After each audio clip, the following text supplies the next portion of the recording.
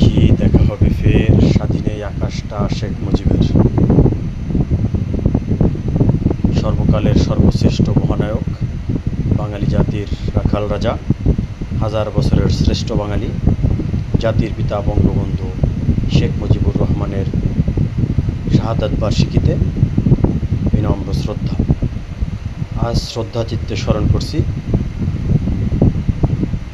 15ই আগস্টে ঘাতকের বুলেটে নিহত জাতির জনক বঙ্গবন্ধু শেখ মুজিবুর রহমান, বঙ্গমাতা শেখ ফজিলাতুন্নেসা মুজিব। শ্রদ্ধা চিত্তে স্মরণ করছি জাতির জনকের জ্যেষ্ঠপুত্র শেখ কামাল,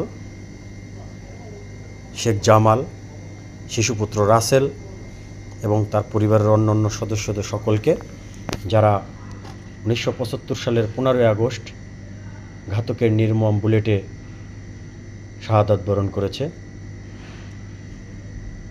আজকে দুঃখের সাথে এবং শ্রদ্ধার সাথে তাদের সকলকে স্মরণ করছি। আসলে আমরা বাঙালি অকৃতজ্ঞ জাতি। অকৃতজ্ঞ জাতি না হলে যেই শেখ মুজিবুর রহমান, যে বঙ্গবন্ধু আমাদের স্বাধীনতা এনে দিয়েছিল, আমাদের পাকিস্তানের সেই শোষণের বেড়াজাল থেকে মুক্ত করেছিল, আমরা তাকেই বাঙালি হয়েও হত্যা করেছি। আমাদের হাত তার রক্তেই রঞ্জিত করেছি। বঙ্গবন্ধুকেই কেন এত ভয়? এক বঙ্গবন্ধুকেই কেন এত ভয়? আজকে জনমনে প্রশ্ন। আজকে 50 বছর পরে এসে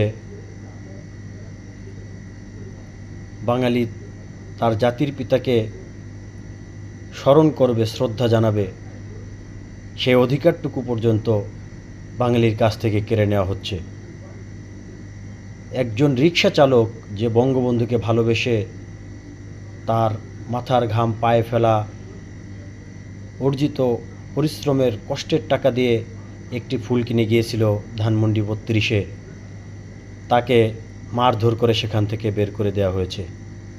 আপনারা দেখেছেন যেই ধানমন্ডি 32, যেখান থেকে বঙ্গবন্ধু স্বাধীনতার স্বপ্ন বুনেছিলেন, যেখান থেকে এই বাংলা ও বাঙালির স্বাধীনতা অর্জিত হয়েছিল, যেই বাংলাদেশের নামের সাথে ধানমন্ডি 32 নাম্বার বাড়ি জড়িয়ে আছে, সেই 32 নাম্বার বাড়িটি তারা প্রথমে ভেঙে দিল, তারা আগুনে পুড়িয়ে দিল এবং দ্বিতীয় দফায় তারা 2 দিন 3 দিন